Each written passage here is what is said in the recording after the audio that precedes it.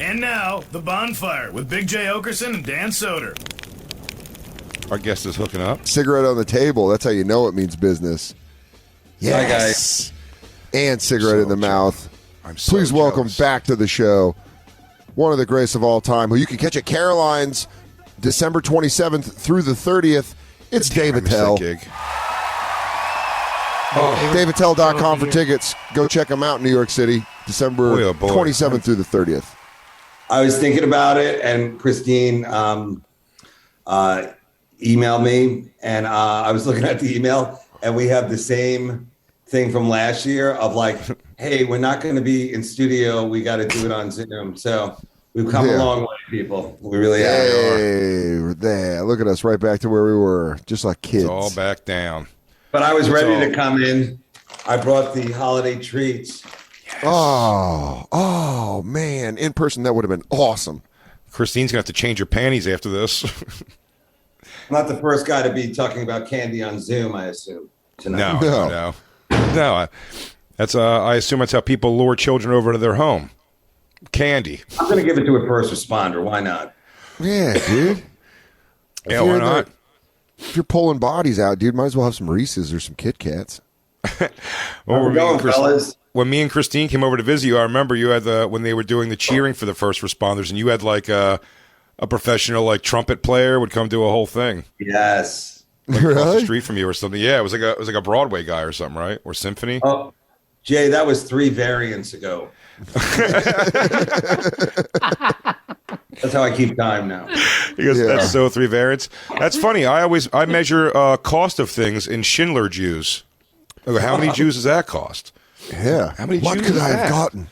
What else could I have gotten? This guitar could probably be 4 Jews. This globe could be half a Jew. You're That's getting a ready movie to... in black and white, and I was watching that on the road, and I fell asleep, and I came back, like I woke up, and Raging Bull was on, and I'm like, yeah, at least they're fighting back. Yeah. This one, they At least punched they're them. finally fighting back. You're doing the week at Caroline's. Who's doing it with you this year? I got a bunch of people coming in. Nicole Amy is going to be there. She's coming in from LA. Okay. Karen is going to be there, at Stan. She's great, honestly. Yeah. I'm lucky to get her. And Ian's going to come by. Louis Katz is going to be there. Oh, yeah. So, and then we're going to probably have a couple of drop-bys, but you guys are always welcome to come by. I always offer, honestly, if you want to. Well, I always try to come at least watch one. Damn. I can't think of anything better than Times Square this time of year. Yeah. People coming together and just I being don't know what to together. say. No, it's fine. I was going to go lick some benches anyway. And if I'm in the area, I'll be in the area. How about you guys? Are you going to be on the road for the holiday, or are you going to stay in New York? I'm staying. I'm staying in New York, yeah. I'm staying in New York. I'm going to go, I have a New Year's gig in Providence. Oh, that'll be fun. And that's it. Yeah, and then we'll see. We'll see if I don't have this COVID or not. Are you guys? Are you guys constantly testing? Because that's the hard thing now, is to get a test. No. It is. I got tested today. I'm waiting to hear back, and I did a rapid test because I was in Boston all this weekend doing shows. So when I got back, I gave myself. No, I had Danny one means rapid. COVID. Danny means COVID, not your home AIDS tests. Oh no! Well, that's usually through a bunch of beakers and burning liquids. I determine if I have HIV or not. You know what? The lines have never been longer. I don't It's know. crazy. Looks like And new it's iPhones are coming out. Like a little tent. You see that? Yeah. Little outdoor COVID tents. Yeah. Oh, dude, I've used the tent. In fact, I used the tent one time, and the guy was like, "Hey, just screen grab the picture of your code thing, And he's like, "Next time you want to get tested, just walk up and show me this." I just show it to him, and he's like, "And you can get tested." Wow. Nice. VIP. It's I have that. clear. Oh yeah, dude, it's the bottle service of COVID, Dave. Instead of them bringing you a bottle of vodka with a sparkler in it, they shove a swab up your nose. Yeah, Yep. those swabs have gotten thinner, and they go deeper with them now. Oh, But at least they should have a flap or something, just a little privacy. Maybe I'm old, but I don't know. Yeah, just fuck Sorry, my nose in front of all these people. Sorry, I should be Dave. We're cheered way on more. by a street person. Yeah, we're way more open. We do it in front of everyone. I love to watch people getting tested. I'm a voyeur. I'm a test voyeur. That's the new kink. Yeah. Christine, do you have that story up? Because we were talking about Schindler's List, this thing about the third graders acting out the Holocaust. Is this like the power experiments they used to do with the? No, I think it was just an where they have overzealous. they do like police or like wardens and Yes, prisoners. I know what you're talking about in the 70s. Yeah. Yeah, and No, then all the kids got super mean. That's how my parents met. my father was one of the guards. My mother a prisoner. Yeah. Yeah, in mock prison. They met in mock prison. What brought you two together? Just role playing. Yeah, it was. It was an after school special. They were I instructed. remember about that. Oh yeah, they did. The They did a teacher movie, turned too. all the kids into Nazis. Well, this Well, is that's- a third staff graders- librarian in D.C. directed third graders. Can you go down, Christine? I can't read it. Well, it's a weird thing that the headline itself was weird because it says to reenact scenes from the Holocaust. Like, you mean events of the Holocaust? Scenes No, they go- sound like no, they they go think it's scenes. fake. Yeah. Yeah. Scenes from that fable, the Holocaust. You know that tale they tell to get sympathy. But isn't the real story here a librarian? I mean, if anybody just sits there quietly more, it's these people. Yeah, well, They were so proactive, you know? Well, yeah, Dave. They're just sitting there cooking up cockamamie schemes to make third graders relive the Holocaust. Thinking of Squid Games for children. Historical Squid Games for these children to participate in. Well, apparently, Well, look at this this right here. librarian in D.C. directed the third graders to reenact the Holocaust, including asking them to dig ditches for mass graves and simulate shootings. Yes. According to an email that the yeah. school's principal sent to parents. That's the part that's striking me more than anything here. Well, All this information was given to them according to an email the school's principal sent to parents late. Was he sending that email like, hey, parents, just so you know, we're doing the Holocaust. Some of the kids will be digging mass graves and doing some mass Hey, guys. shootings, a couple Hey, gas guys, chamber what's going- things. But It's Principal Davis. Just want to let you guys we're doing more of an immersive thing now where the kids actually live out the Holocaust. We got one kid. Dude, they gave one kid instructed we're doing a bake sale fundraiser to be able to afford the armbands. costumes. The armbands are pretty expensive. One student was instructed to portray Hitler, Wow. which that kid's going to be obnoxious the rest of his life. Yeah. I like it how it was digging ditches. Like she had them just do like chores around her house. Yeah. Dig a few ditches, clean out those gutters, like in the Holocaust. Yeah. And then this one man, I don't And know now if you she guys goes know to- this. I don't know if you guys know this, but in the Holocaust, a lot of Jews power washed driveways. yes. It's going to be funny. After this, they know nothing about the Holocaust now, but they all know karate, like Karate Kid, from doing these chores. He goes, "Did we learn about World War II? No. Are we efficient in Miyagi style? Miyagi-Do karate? Yeah. Prune the Miyagi-Do. trees. Prune the trees. Dig the hole. She's like, keep an eye on them, little Hitler. I'm going to Nordstrom's.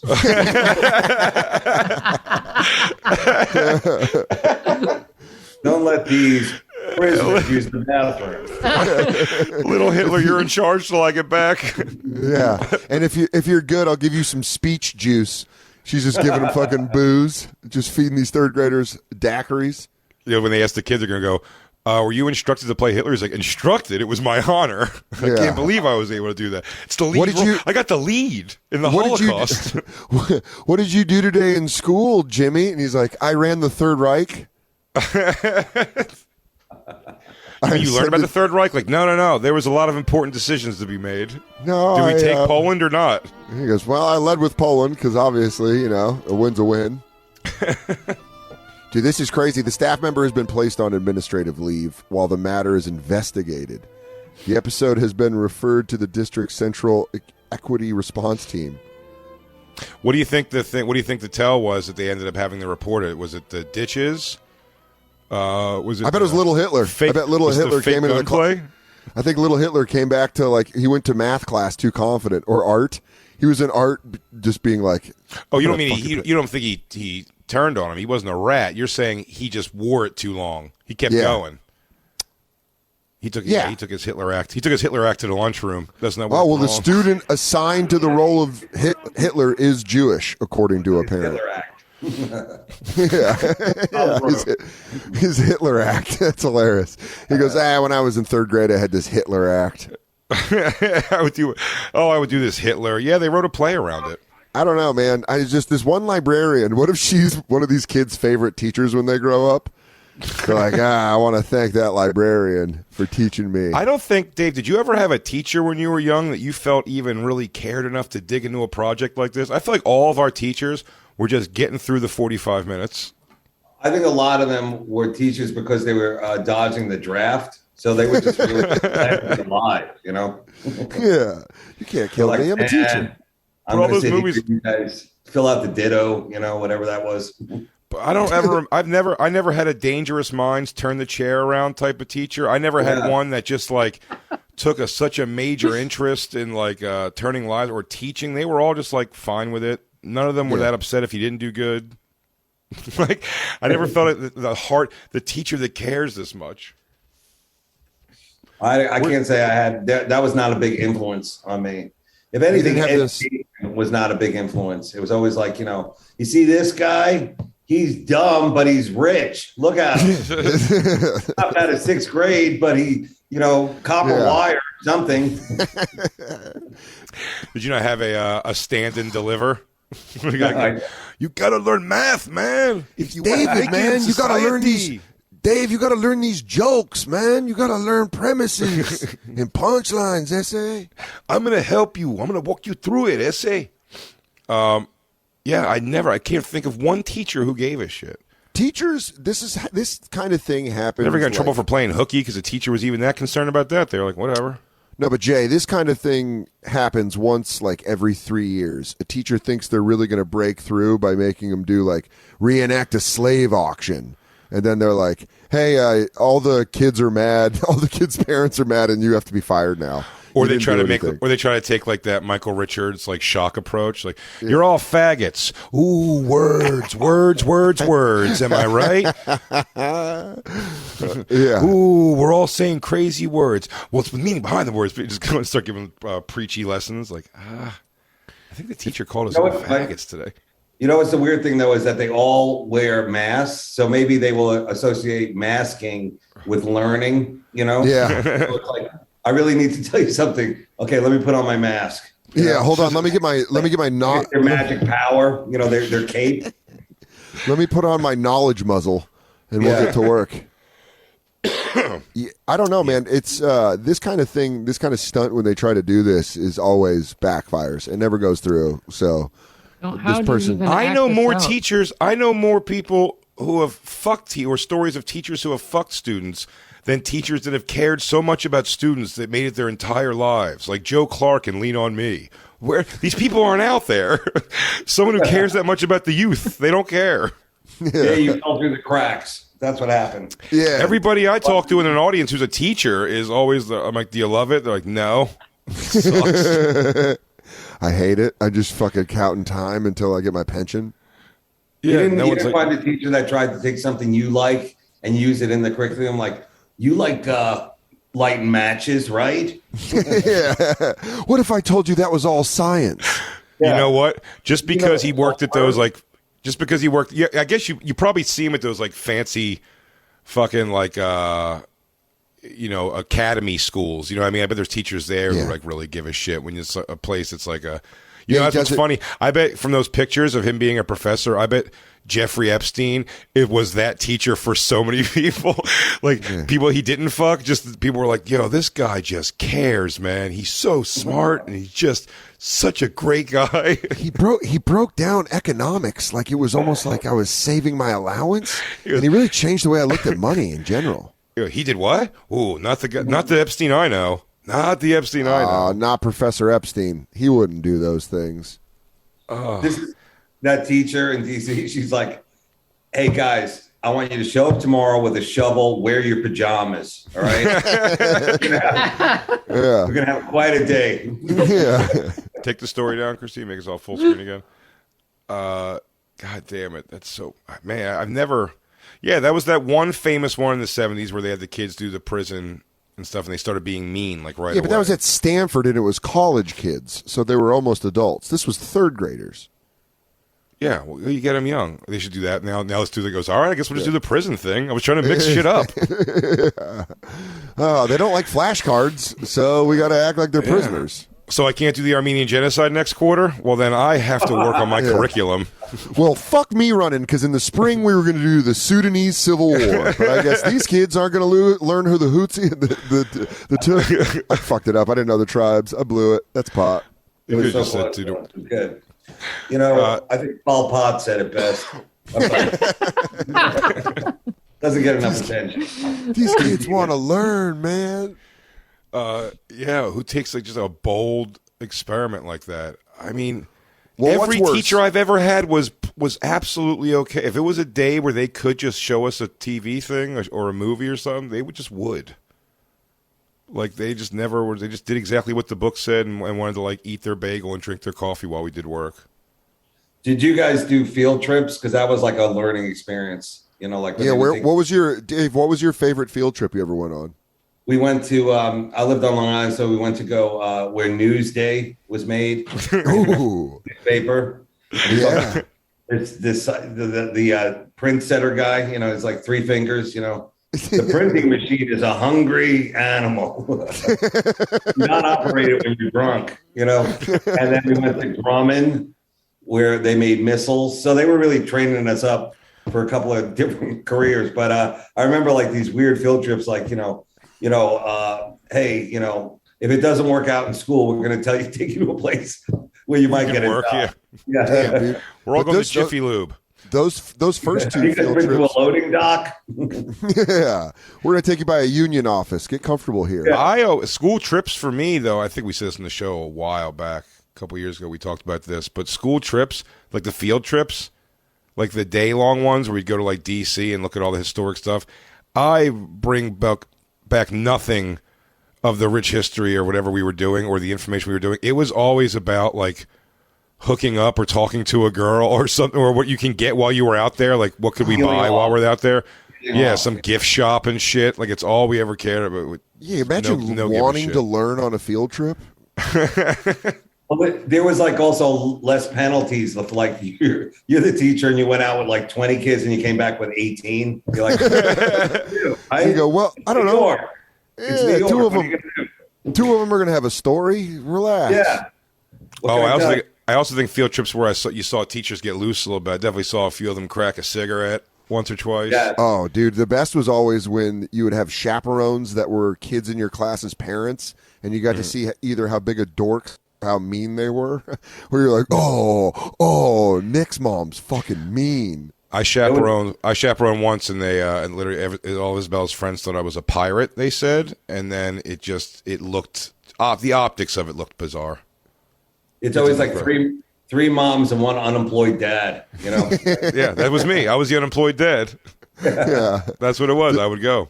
He goes, hey, kids, I'm kind of in a rut right now, but I think I can watch you look at dinosaur bones.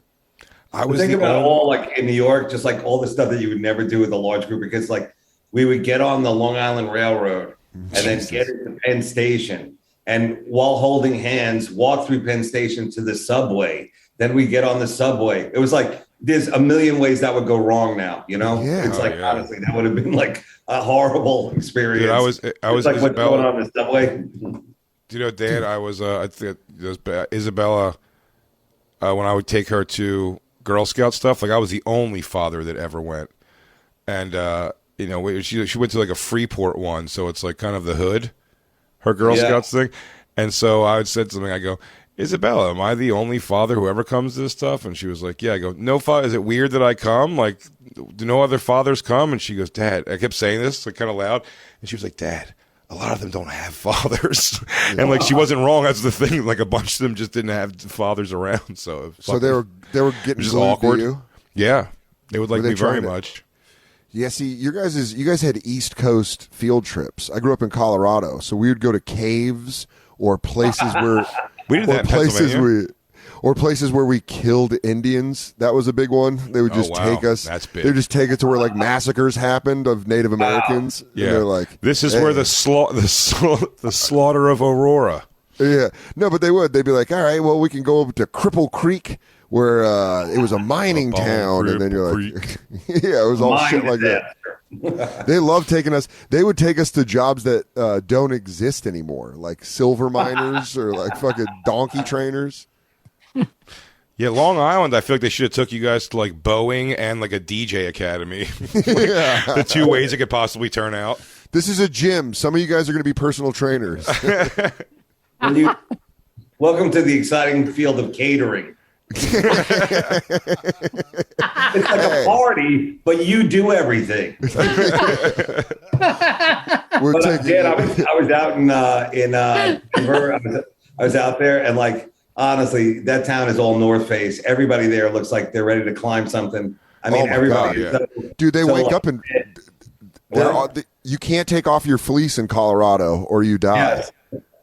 And I've been watching all these movies about these guys who are like master rock climbers. Yeah. And all of them are on the spectrum. You know, it's kind of like that's the thing that they like latch onto, this like life and death thing. But I was just thinking, like growing up, how like rock climbing was like, I guess for you guys, that was like, you know, considered like, yeah, okay, cool, you're smart and all, but how's your how's your ascent? You know? Can you free climb? How high can you free climb? Or, you know, what's going on? But also, Dave, that's interesting. I didn't know they were on the spectrum. It's kind of, that's the West Coast version of autistic kids with trains, is Colorado autistic kids just know how to climb real well. They're all like, it's amazing. Like their moms are like, you know, we didn't know what to do with him, but then he got involved in this rock climbing and like, it really, like, it was like, whatever. It's like better than written, you know? We call them koala brains in Colorado. All they know how to do is eat leaves and climb. I think it's outside Denver. We would climb power, you know, like telephone poles and power cables and stuff like that. And that was like the amazing, like this guy got like right up to the wire. You know, this guy, this guy's like amazing. This guy's like magical. Like he's alive, you know? Yeah, we had some towers and stuff you can climb like that. Like Leonardo DiCaprio and Gilbert Grape. Yeah, get just down. climb, and then the whole town has to come over and get you down. A water tower or something, you know. Yeah, dude. We had a bunch of that, but I always feel like in Denver though now. I love Denver, by the way, but I feel like everybody there is. Great crowd. I think they're dressed like they're ready to go climbing anytime, but I think it's just a look out there. I think people move there from all over now. I think it's a very what do you call that? Like transplant town at this point, and I think everyone just goes there and can't wait to put on their nicest like winter jackets and shit. You know how Tony Hinchcliffe moved to Austin and now he rocks the cowboy look? Yes, exactly like that is what I mean. Everybody goes to Colorado and then they even, no matter where they're from, they move to Denver and then they go to the REI and they just come back out looking like a different person in hiking boots and light jeans. Yeah, you have like your pants are always like held on by suspenders. Like you have a snowboarding suspenders. Yeah, you have a trail mix recipe. You call it your apartment. You call it base camp. So I woke up at base camp and then I ascended to work, where I worked for 7 to 8 hours. Yeah. I only deal in military time and knots measurements. Yeah. They. Go ahead. Oh, go ahead, Dave. No, I had nothing. I was just like, I did DC. That was awesome. And then I did Denver. Like I hit some towns, and there's a lot of fans, comedy fans, like watching this. So I hit a lot of towns during the, I guess you could say, the good months when I was like, wow, this is awesome. You know, like this is great. And then there was a couple of, like rough and ready towns as well. But the majority of the crowds that came out were I think we can all agree were great. But Soul Joel continuously brings it. Crazy. I mean, honestly. It's amazing how this guy has put that together. It's really crazy. It's gone. Yeah, those shows. Gone. Is it really? The dome's gone? It's gone. Yeah, they moved though. They moved to another location, right? That's what I was told. I don't think he has a. No, I think he's just like using temporary locations. I might be wrong about that, but I heard temporary. He doesn't have an actual official location. Was that Joel's? So that dome was his field of dreams. If you build it, they will come. Yeah, I think they got ran out by the locals. Damn. Really? But yeah, that was killer. That was one of the gigs that saved comedy in the quarantine. It really did, yeah. And he showed me. He said, "It's like I'm bringing it indoors. I'm like, you should just keep doing this outdoors. I mean, like this is like one of the best. Honestly, it had, it was like you either play Red Rock when you're out west, Well, Royersford. Here's what you do, dude. But they did it. That audience had the feel of a '70s concert film. Like they were always like, Jesus, you guys are fucking into this. It was great. Dave, had you ever done comedy at Red Rock for like an oddball or something? Yeah, no, I hosted like a band thing and a long time ago, and I was like, this is like an amazing thing for everything but comedy. You know, That's like, what I was going to say. I was going to say that. It's the most amazing thing for bands, but I couldn't see doing comedy there being awesome. It's like too cool. Like the surrounding, it's like that red lights and all that shit, and like that's where Incubus is supposed to play. You're not supposed to tell a cum joke. it's like a Greek amphitheater. Like you're supposed to do some kind of crazy, like speech or something because you're standing. Yeah. You're all on rocks, sitting on rocks, and you're like in front of them. I felt weird. I just felt weird the whole time. But the cool of it is that like for some reason like people party extra hard when they're there because they're like I don't know. It's like we're at Red Rock and like I know the Dead play there like every couple of months or something. I don't know what they do, but they always either start or end the tour there. And I'm always in Denver when that happens. Like the Dead are playing, and it's funny because like you'll be in a hotel and there'll be like a 60-year-old guy dressed like we were talking, and he's like, this is like my 100th concert or something like, whatever. Oh, yeah. Whatever the number is. And you're just like, hey, we all pick different things in life, Those guys go. It's like I think the average of someone who would call themselves a deadhead is like hundreds of shows. Yeah. 100 would be like you can't even get near the merch table. I think. Yeah. What are you at, DJ Lou? What are you at for Pearl Jam shows? 82.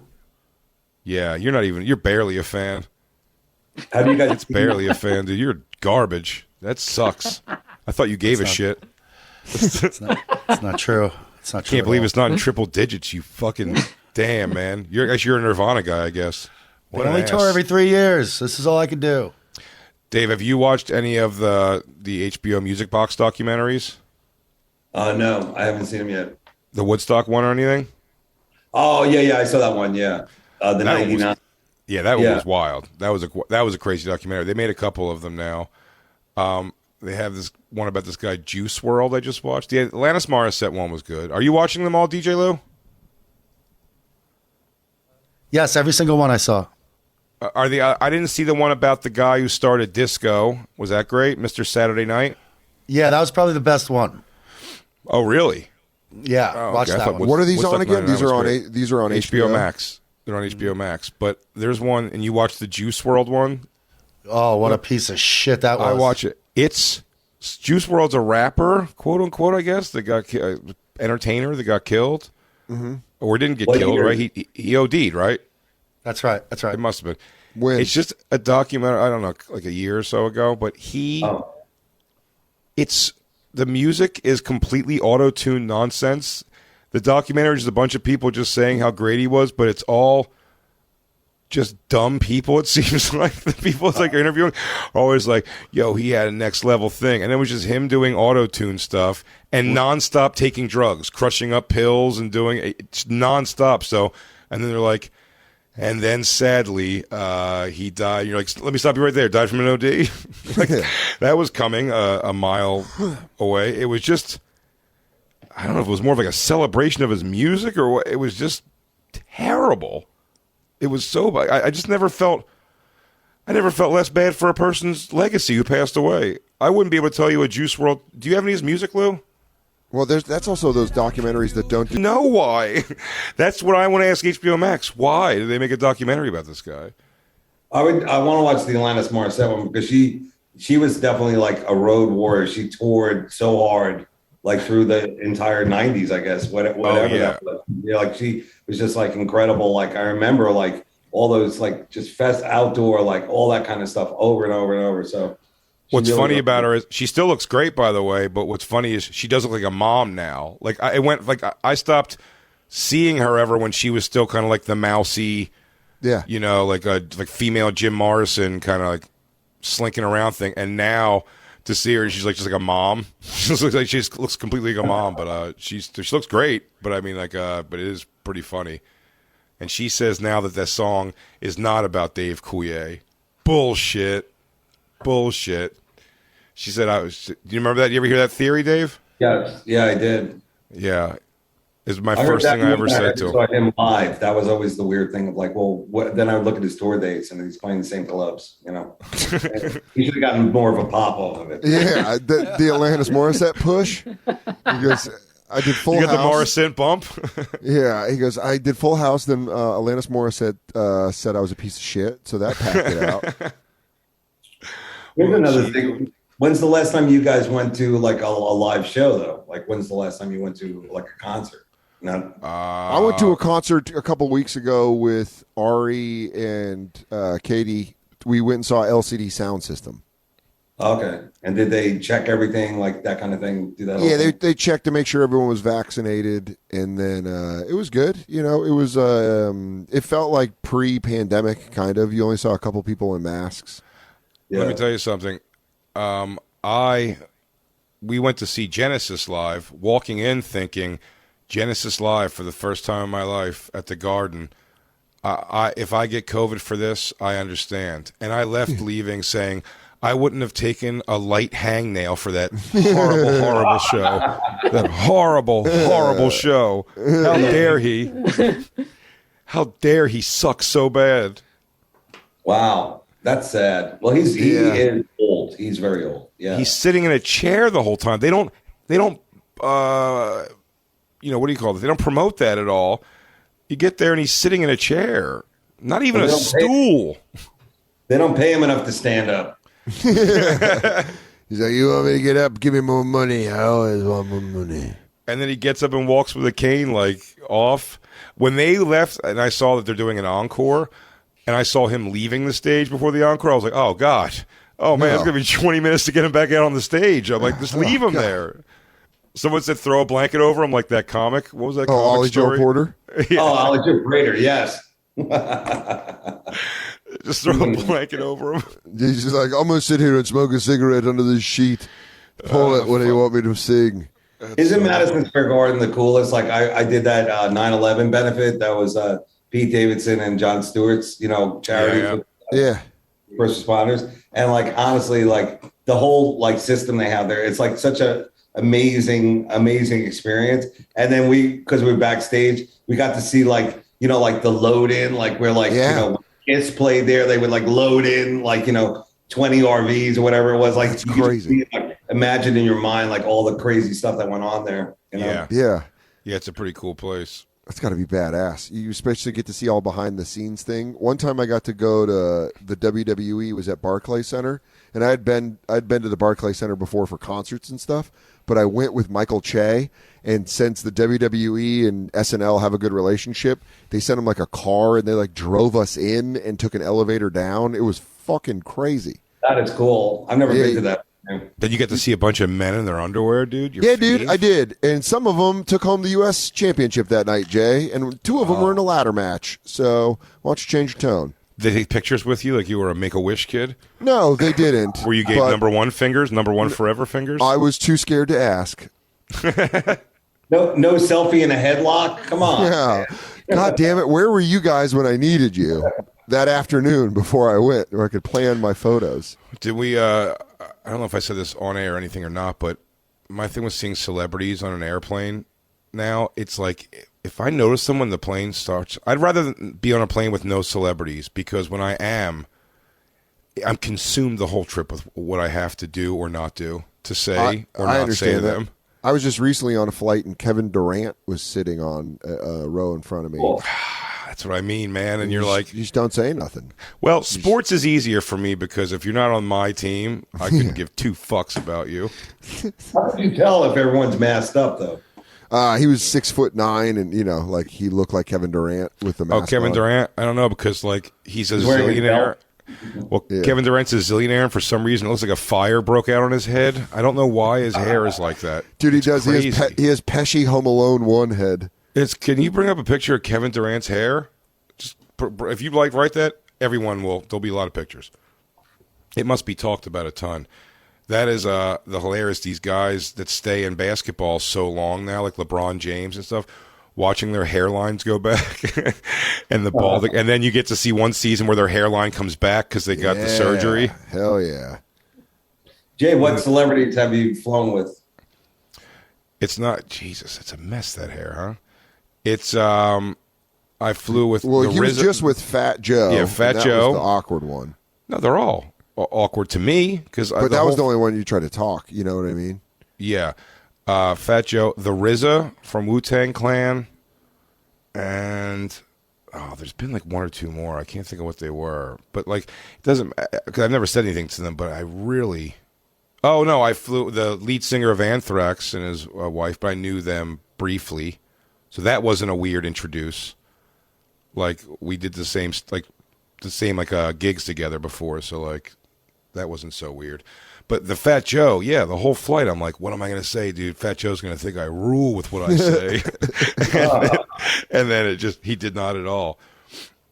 And then I ran, like I got away from him as fast as possible because I felt embarrassed by saying something at all.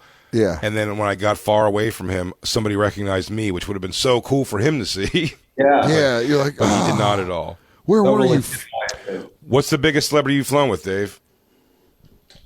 I really, I was in the airport one time and Mitt Romney was walking to the gate or something like that. Oh, really? And wanted a picture with him. I was just thinking, that's a weird, that's a weird thing. But he was all like waving and everything like that. But I really can't really put I don't know the celebrities like you guys do. Like I don't know who's who and all that kind of stuff. But, Yeah. I think Have you ever sat next to someone from Babylon 5, like That's one of cool. these TV shows or something. Yeah. Usually when you fly to like LA or Aspen or something, you have to go to like celebrity places to see the celebrity people doing it. When I was at the Cellar the other day, and Kevin Hart was on stage upstairs. It was Che and somebody else. It just felt like a little bit of a star-studded night. And I looked across the room while the band was playing. It was packed, and I go, "Oh shit!" And Erykah Badu's here. And Christine was like, "Really? Where?" And I go, "Right over there. That you can see their silhouette." And I go, "It's definitely only Erykah Badu has those braids and that whatever that go all the way down her back and wears that wrap and a big pilgrim hat. That's her look. That's her thing now, right? You've seen it there." It was not her at all. As I got closer, it was just a woman that dresses identically to Erykah Badu. But I was moving forward with the confidence that it was definitely her. Yeah, where you're like, that's 100% Erykah Badu. Oh my God, it's another lady that just decided to look like Erykah Badu. So would you, if you saw a celebrity that you knew, would you like engage with them? Like, hey, would you? Or?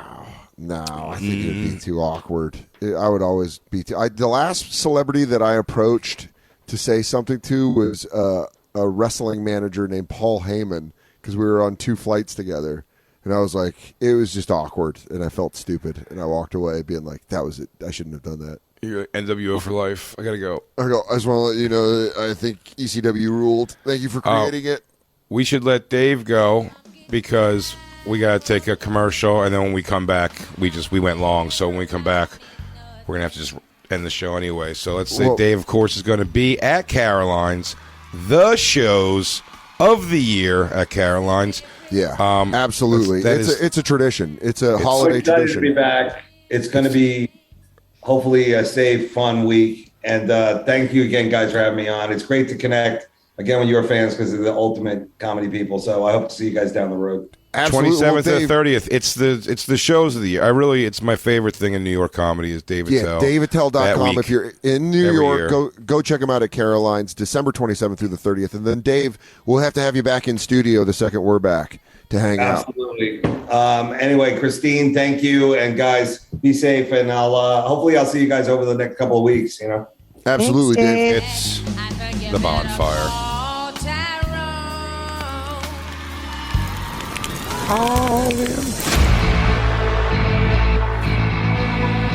You've been listening to SiriusXM's Bonfire.